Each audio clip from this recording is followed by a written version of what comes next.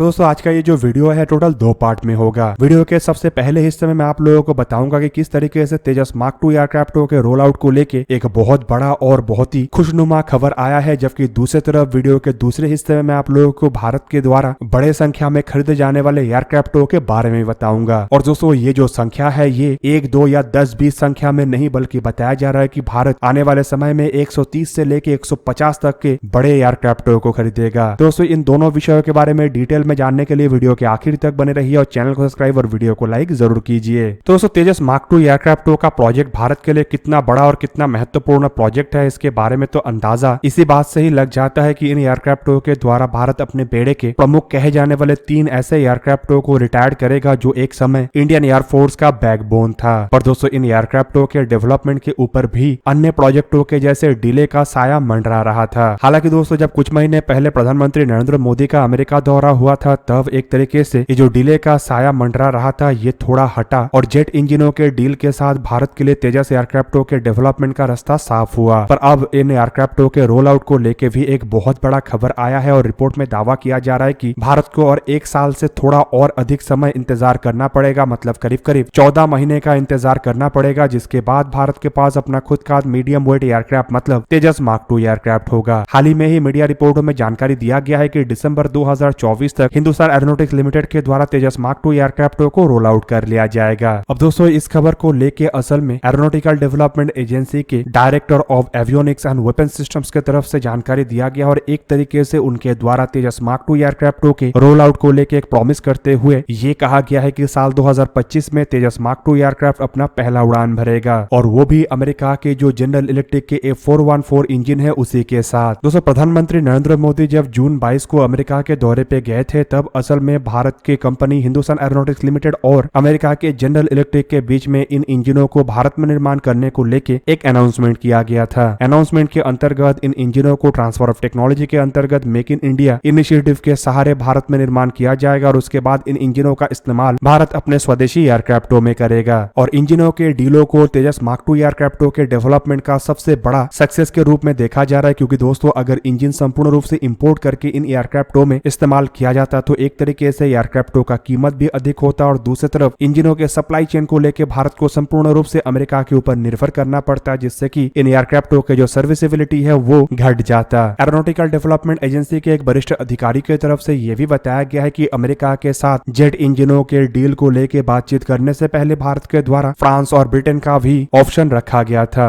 मतलब एक तरीके से आप कह सकते हैं कि भारत के सामने जनरल इलेक्ट्रिक के अलावा फ्रेंच कंपनी सैफ्रॉन और ब्रिटेन के रोल्स रॉयस कंपनी के इंजनों का भी एक ऑप्शन था, लेकिन अमेरिका के तरफ से अपने इंजनों को ही भारत को भारत के शर्तों के तहत दिया गया। अब वहीं पे दोस्तों एरोनॉटिकल डेवलपमेंट एजेंसी के इस वरिष्ठ अधिकारी की तरफ से यह भी बताया गया है कि आने वाले कुछ महीनों के अंदर जहां पे ये तेजस मार्क 2 एयरक्राफ्ट अपना रोल आउट करेगा, तो वहीं पे रोल आउट के 6 महीने के बाद इन एयरक्राफ्टों के द्वारा अपना पहला उड़ान भरा जाएगा और भारतीय वायुसेना के लिए ऐसा 200 एयरक्राफ्टों का निर्माण किया जाएगा। वैसे अगर देखा जाए तो अब तक 6 स्क्वाड्रन एयरक्राफ्टों का जिक्र किया जा चुका है, मतलब इंडियन एयरफोर्स की तरफ से 6 स्क्वाड्रन जो कि 120 एयरक्राफ्ट होता है इसको लेके कमिटमेंट किया जा चुका है, जबकि कुछ रिपोर्टों में दावा किया जा रहा है कि पहले 6 स्क्वाड्रन के बाद और अतिरिक्त 4 स्क्वाड्रन मतलब 80 एयरक्राफ्टों को भी खरीदा जाएगा और दोस्तों 10 स्क्वाड्रन का मतलब होता है करीबन 200 एयरक्राफ्ट। हालांकि दोस्तों पिछले साल इन एयरक्राफ्टों के रोल आउट को लेके एक डिले का भी खबर आया था और दोस्तों इसके पीछे कारण स्वरूप बताया गया था कि इन एयरक्राफ्टों में बड़े मात्रा में इंडिजीनियस कंपोनेंटों को इस्तेमाल किया जाएगा और ये भी दावा किया गया था कि ये जो एयरक्राफ्ट है मतलब तेजस मार्क 2 एयरक्राफ्ट करीब 90% तक इंडिजीनियस इक्विपमेंट और वेपनों से लैस होगा, जिससे कि एक तरीके से आप कह सकते हैं कि इन एयरक्राफ्टों के अन्य किसी भी पार्ट्स के लिए भारत को किसी विदेशी कंपनी के ऊपर निर्भर करना नहीं पड़ेगा। इवन दोस्तों उस दरमियान ये भी दावा किया गया कि तेजस मार्क 2 एयरक्राफ्टों को भारत के द्वारा इस तरीके से बनाया जा रहा है कि ये जो एयरक्राफ्ट है ये मीडियम कैटेगरी के 4.5 जनरेशन के सबसे बेहतरीन और सबसे बेस्ट एयरक्राफ्टों में से एक होगा। इवन कुछ मामलों में ये राफेल एयरक्राफ्टों से भी बेहतर होगा। वहीं पे दोस्तों इन एयरक्राफ्टों के डेवलपमेंट इंडिजीनाइजेशन को भी मजबूत करेगा और भारत के एरोस्पेस इंजीनियरिंग सेक्टर को भी मजबूत करेगा। रिपोर्ट में बताया जा रहा है कि तेजस मार्क 2 एयरक्राफ्टों के डेवलपमेंट और मैन्युफैक्चरिंग प्रोसेस में करीबन 300 के आसपास पब्लिक और प्राइवेट सेक्टर कंपनी और इंस्टीट्यूटों को शामिल किया जाएगा ताकि भारत में एक बेहतरीन सप्लाई चेन बन सके। तो तेजस मार्क 2 एयरक्राफ्टों को वैसे तो इसके नाम के कारण कई बार तेजस मार्क 1 के साथ कंपेयर किया जाता है, लेकिन आपके जानकारी के लिए बता दूं कि ये जो एयरक्राफ्ट है ये अपने क्लास में भी अलग है और बाकी मामलों में भी तेजस मार्क 1 से अलग है। तेजस मार्क 1 एक लाइट कॉम्बैट एयरक्राफ्ट है, जबकि तेजस मार्क II एक मीडियम वेट एयरक्राफ्ट है। इन एयरक्राफ्टों के डिजाइन में भी काफी बदलाव किया गया है और एयरक्राफ्टों के आकार में भी करीबन 20% तक बढ़ोतरी किया गया है। एयरक्राफ्टों के रफ्तार से शुरू करके एयरक्राफ्टों के रेंज और एयरक्राफ्टों के वेपन लोड कैपेबिलिटी से शुरू करके एयरक्राफ्टों की सेंसर्स में भी काफी हद तक बदलाव किया गया है, जिससे कि इन एयरक्राफ्टों को अब किसी भी तरीके से तेजस मार्क I या मार्क I-A जैसे एयरक्राफ्टों के साथ कंपेयर नहीं किया जा सकता। हालांकि दोस्तों कई सारे एयरक्राफ्ट और कई सारे मिलिट्री प्रोजेक्टों के लगातार डिले होने के खबर के दरमियान तेजस मार्क II एयरक्राफ्टों को लेके ये जो बड़ा खबर आया है, ये भारत के लिए एक बहुत बड़ा राहत का बात है, क्योंकि इससे एक तरफ जहां पे MiG-29, मिराज 2000 और जैगुआर जैसे एयरक्राफ्टों को अपने समय पूरा करने के बाद मजबूरन इस्तेमाल नहीं करना पड़ेगा, तो वहीं पे इंडियन एयरफोर्स के जो 42 स्क्वाड्रन एयरक्राफ्टों का सपना है, उसे भी इन एयरक्राफ्टों के सहारे जल्द से जल्द पूरा किया जा सकेगा। अब दोस्तों चलिए जानते हैं दूसरा अपडेट के बारे में, जो कि भारत की तरफ से 130 से 150 एयरक्राफ्ट तक खरीदने का एक संभावना है। और दोस्तों इस संभावना का जिक्र असल में भारत के किसी एजेंसी के तरफ से नहीं, बल्कि अमेरिका के जनरल इलेक्ट्रिक एरोस्पेस के तरफ से लगाया गया है। एक रिपोर्ट में जनरल इलेक्ट्रिक के तरफ से यह संभावना लगाते हुए दावा किया जा रहा है कि भारत के द्वारा 130 से लेकर 150 तक के वाइड बॉडी एयरक्राफ्टों को और खरीदा जा सकता है। बेसिकली दोस्तों जनरल इलेक्ट्रिक एवियोनिक्स के तरफ से इंडिया को one of the fastest growing aviation या फिर कहे तो सिविल एविएशन सेक्टर का दर्जा देते हुए बताया गया है कि इंडिया के पास अभी भी 130 से 150 और अतिरिक्त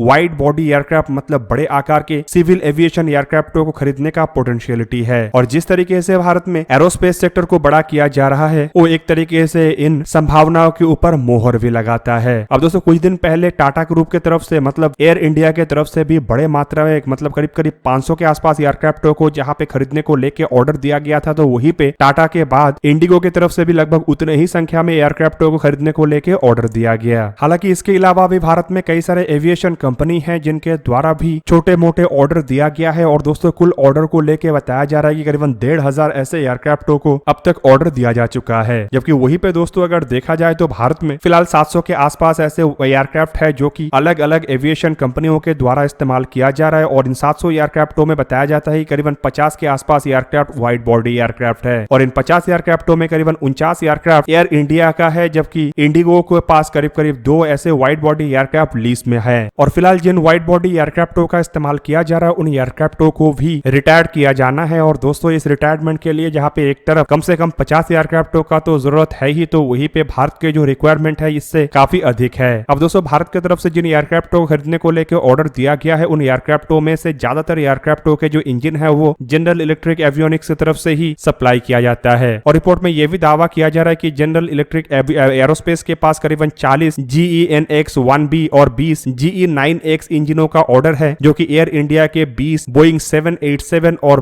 10 बोइंग 777X एयरक्राफ्टों के ऑर्डर में इस्तेमाल होगा। हालांकि इसके अलावा बताया जा रहा है कि 800 और अतिरिक्त LAPA इंजनों का भी ऑर्डर है, जो कि नैरो बॉडी एयरक्राफ्ट मतलब 210 एयरबस A320, A321 नियो और 190 बोइंग 737 मैक्स फैमिली के एयरक्राफ्टों में इस्तेमाल होगा। अब दोस्तों यहाँ पे वाइड बॉडी एयरक्राफ्ट मतलब बड़े आकार के एयरक्राफ्टों को कहा जाता है, जो कि काफी बड़े मात्रा में पैसेंजरों को लेके लंबे दूरी का उड़ान भर पाए। जबकि नैरो बॉडी एयरक्राफ्ट असल में छोटे एयरक्राफ्टों को कहा जाता है, जो कि काफी हद तक लंबा टाइप का एयरक्राफ्ट होता है और चौड़ाई में उसका स्पेस कम होता है। दोस्तों किसी भी इंटरनेशनल एयरलाइन के लिए ये वाइड बॉडी एयरक्राफ्ट सबसे महत्वपूर्ण भूमिका निभाता है, क्योंकि लंबे दूरी का उड़ान इन्हीं एयरक्राफ्टों के द्वारा भरा जा सकता है। अब 130 से लेकर 150 तक के संख्या के एयरक्राफ्टों के ऑर्डर का जो इरादा जताया जा रहा है या संभावना लगाया जा रहा है, इससे तो यही अंदाजा लग रहा है कि फिलहाल भारत के पास जो वाइड बॉडी एयरक्राफ्टों की कैपेबिलिटी है उसे 3 गुना तक बढ़ाने को लेकर तैयारी किया जा रहा है। दोस्तों आप लोगों को क्या लगता है कि भारत जिस तरीके से अपने एयरक्राफ्टों को लेकर काम कर रहा है, खास करके तेजस मार्क II एयरक्राफ्टों को लेकर काम कर रहा है, क्या ये भारत के 42 स्क्वाड्रन एयरक्राफ्टों के सपने को पूरा करने में सक्षम होगा, या इसके लिए भी भारत को लंबे समय इंतजार करना पड़ेगा? कमेंट करके अपनी राय अवश्य दीजिए। दोस्तों आज के इस वीडियो को यही पे ही करते समाप्त। किसी और एक दिन किसी और एक वीडियो में मिलेंगे, तब तक के लिए जय हिंद, वंदे मातरम।